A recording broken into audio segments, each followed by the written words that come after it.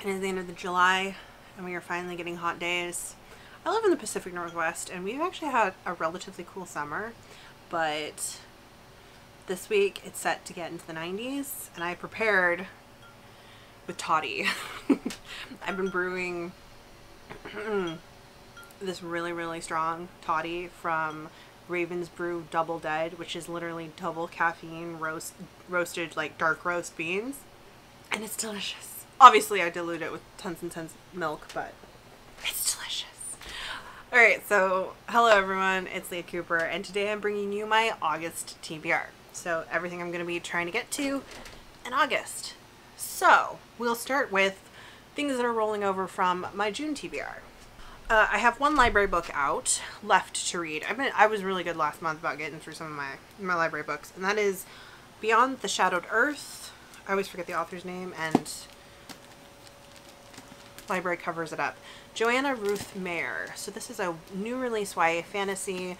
It is about an empress who made a vow with a god to let her rule the empire, but now her magic's crumbling and she has to go find the god or something like that, and there's like a labyrinth, I think. Yeah, something like that. So I've got this out from the library. I'm gonna try to get to this, see if I like it, whatever. And then I also have Daughter of the Forest by Juliette Marillier. So I pulled this out of my 20 books to read in 2020 jar for last month, and I said I was going to at least try it. I'm not sure if I'm going to read all of it or DNF it. I really don't know. But then the announcement came out that the next round of Tome Topple is going to run from August 8th to 22nd, 23rd, something like that. You know, 2 weeks in August. And I was like, this would be a really good book for me to read in Tome Topple because it's just over, it's like 550 pages. So it's a tome, but it's not an outrageously sized tome. So I actually have a chance of reading it in 2 weeks. And just kind of glancing at it, I feel like the print is enough that, yeah, I could probably get through this in 2 weeks. So I'm going to go ahead. I decided to save this and I will read it for Tome Topple, or I'll try it for Tome Topple. We'll see if I DNF it or not. But we've got that. After that, I don't really have any reading commitments for next month. I have some ARCs from Rebellion Publishing, but they're all for books coming out in October. I'm probably going to try to read one because I suspect that September is going to be Space Opera September.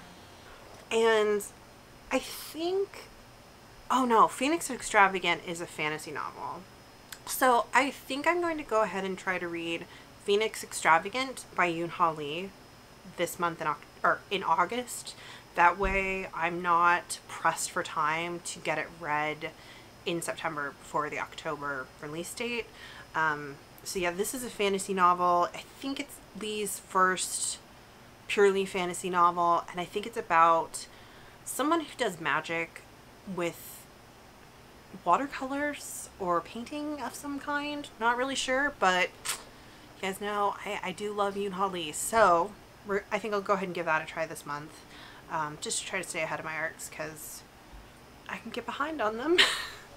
And then another thing I wanted to do this month is try to catch up on my 20 books to read in 2020. So the last couple of months I've been like doing my TBR jar, and I've been trying to get myself to read more books off that TBR, but I've been really bad about actually getting to 2 books per month. I've really only been averaging up 1 a month. So in addition to Daughter of the Forest being rolled over, I'm gonna go ahead and pick 2 more books from that jar and focus on getting those read this month. And I've just kind of come to terms with the fact that probably in August, I think I'm just going to read less books of longer page lengths.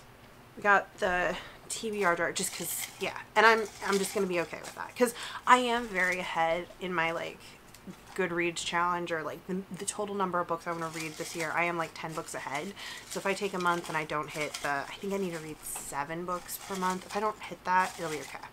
So, first book. Sorry if you can hear vacuuming. Someone spilled coffee grounds all over the place right before I started filming, and I gotta get all these filmed. Anyways, first book out of my TBR jar is... oh. Okay. The Three Body Problem So at first I was like, wait a second, is that a space opera? But it's not. It's a planetary first contact novel. So I don't need to worry about saving that for space opera September. Okay, so this first book picked from the TBR jar is The Three-Body Problem by Cixin Liu. I'm not entirely sure how to pronounce that. Translated by Ken Liu. This is going around a couple years ago. I want to say this was translated around 2018, 2017. Oh, it was translated in 2014. I remember it kind of going around booktube 2017, around 2017. This is a Chinese science fiction novel translated to the English. It's part of a trilogy, and all I really know is that it is an alien like first contact novel. And it feels really big. It's 415 pages, but it's a really big paperback. It's like the size of a hardcover. So it feels like a little bit of a hefty novel. So we'll get to that. We'll try to get to that. And second book.